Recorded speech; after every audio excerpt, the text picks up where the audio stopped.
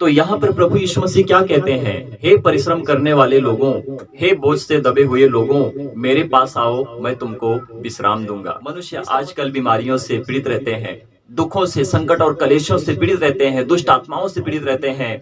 हर प्रकार की बातों को जब मनुष्य कहते हैं, उनकी बातों को सुनते हैं, यहाँ वहां भागते रहते हैं, परंतु वह सुखी से जीवन व्यतीत करने नहीं पाते हैं। कितनी बड़ी मुसीबत है कि मनुष्य अपने ऊपर झेलते हैं, परंतु अपने दुखों को परमेश्वर के हाथ में देना नहीं चाहते हैं।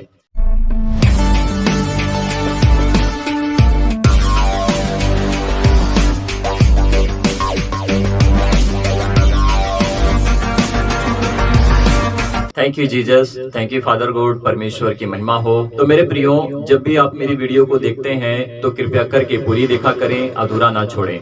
और वीडियो अच्छी लगे तो लाइक जरूर करें, सब्सक्राइब करें और बेल आइकन को दबाएं कि जब भी हम यूट्यूब पर, फेसबुक पर वीडियो अपलोड करेंगे तो सबसे पहले मैसेज आप तक पहुंचेगी। तो प्रभु आप सभी लोगों को बहुत आशीष करें, परमेश्वर की महिमा हो। और इसी तरह से जब हमारा विश्वास परमेश्वर के वचन में होता है, परमेश्वर के दिए हुए उद्धार के द्वारा हम करते हैं। तो प्रियो, इसी तरह से अपने मन को, अपनी हृदय, अपनी आत्मा को परमेश्वर के लिए उजागर करें कि जब भी हम परमेश्वर के वचन में बढ़ते हैं, जिस तरह से भाई बहनों तक परमेश्वर के वचन को पहुंचाना है, हम पहुंचाते हैं। हमारा काम क्या है? हमारा काम यह है कि हम परमेश्वर के वचन को भाई बहनों तक पहुंचाएं और उनका जीवन जिस तरह से परमेश्वर के वचन से बदलना चाहिए, तो जैसे आप परमेश्वर के वचन से बदले हो, उसी तरह से वो भी बदलेंगे जब वो परमेश्वर के वचन को सुनेंगे।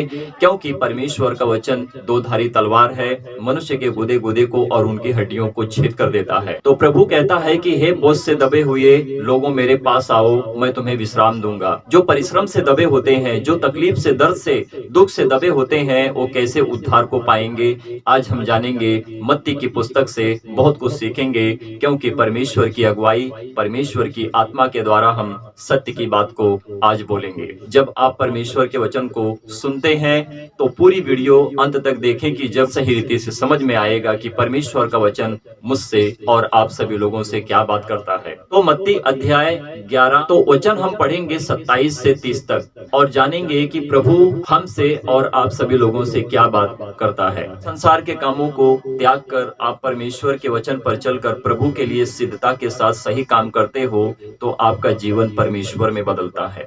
तो प्रभु यीशु मसीह कहते हैं कि मेरे पिता ने मुझे सब कुछ सौंपा है।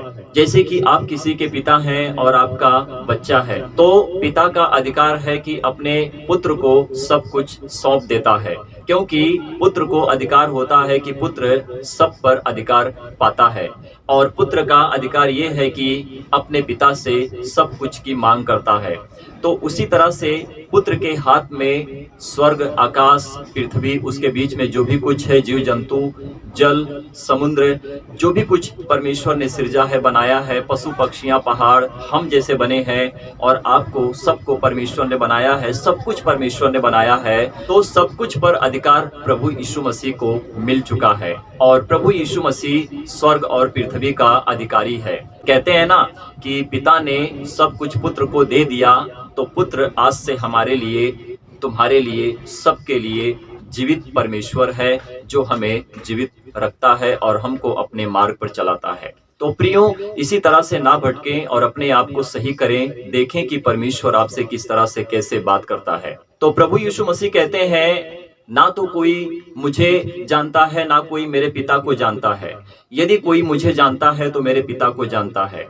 प्रभु यीशु मसीह कहते हैं, पुत्र को छोड़ पिता को किसी ने नहीं देखा। जो पुत्र स्वर्ग से उतरा उसी ने परमेश्वर को देखा और वही परमेश्वर की बात करता है और सत्य की गवाही देता है। तो हमारा प्रभु यीशु मसीह गवाह है, परमेश्वर का गवाह है। जिस तरह से हमने परमेश्वर को कभी देखा नहीं, परंतु प्रभु यीशु मसीह के जरिए से हमने परमेश्वर को देखा है। बहुत अच्छी बात है कि जब प्रभु यीशु मसीह अपने आप को साबित करते हैं कि जिसने मुझे देखा उसने परमेश्वर को देखा है। तो यदि आपका विश्वास प्रभु यीशु मसीह के ऊपर है तो आपने परमेश्वर को देखा है, आपने परमेश्वर पर विश्वास किया है। आप हर दुख से, तकलीफ से मुक्त हो जाएंगे जब आप प्रभु यीशु मसीह के पास आ जाएंगे। तो प्रभु यीशु मसीह कहते हैं, पुत्र जिसे चाहे उस पर अपने आप को प्रकट कर देता है। तो परमेश्वर महान है, उसकी महिमा, उसकी महानता हमारे लिए है कि हम परमेश्वर को अपने जीवन में, जिस तरह से हमने परमेश्वर को अपने जीवन में, अपने शरीर में परमेश्वर को जगह दिया है, और हमारी शरीर परमेश्वर के लिए मंदिर बन चुकी है, तो हम इस शरीर को और अपने आप को, अपनी जुबान को पवित्र करके रखें कि हमारा परमेश्वर हमारे शरीर में प्रवेश करता रहे और हमसे परमेश्वर बात करता रहे। तो यहाँ पर प्रभु यीशु मसीह क्या कहते हैं? हे परिश्रम करने वाले लोगों, हे बोझ से दबे हुए लोगों, मेरे पास आओ, मैं तुमको विश्राम दूंगा। इसका मतलब समझते हैं मेरे प्रियो, अच्छी बात है। मनुष्य आजकल बीमारियों से पीड़ित रहते हैं, दुखों से, संकट और कलेशों से पीड़ित रहते हैं, दुष्ट आत्माओं से पीड़ित रहते हैं। हर प्रकार की बातों को जब मनुष्य कहते हैं, उनकी बातों को सुनते हैं, यहाँ वहां भागते रहते हैं, परंतु वह सुखी से जीवन व्यतीत करने नहीं पाते हैं। कितनी बड़ी मुसीबत है कि मनुष्य अपने ऊपर झेलते हैं, परंतु अपने दुखों को परमेश्वर के हाथ में देना नहीं चाहते हैं। कहावत ठीक बैठती है कि मनुष्य जब सुखी होता है तो परमेश्वर तक को भी भूल जाता है। जब मनुष्य दुख में होता है तो परमेश्वर को ढूंढने की कोशिश करता है।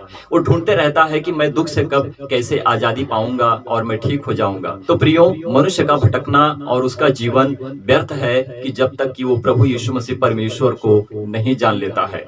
प्रभु यीशु मसीह ये बात हमें और हमारे सामने क्यों रखते हैं, क्यों कहते हैं? क्योंकि जो नम्र होता है, जो दीन होता है और जो अपने शरीर पर घमंड नहीं करता है, यदि आपका घमंड है तो परमेश्वर पर करो। यदि आपके बच्चे बीमार हैं तो परमेश्वर से विनती करो, प्रार्थना करो कि हे परमेश्वर, मैं कब तक हॉस्पिटल का चक्कर काटूंगा, मैं कब तक ओझा सोखा के पास जाऊंगा और कहूंगा कि आप मेरे बच्चे के ऊपर से देखो, कोई दुष्ट आत्माओं का काम है, उसे निकालो। क्या मेरे बच्चे के ऊपर दुष्ट आत्माओं का घेरा है, उसे हटाओ।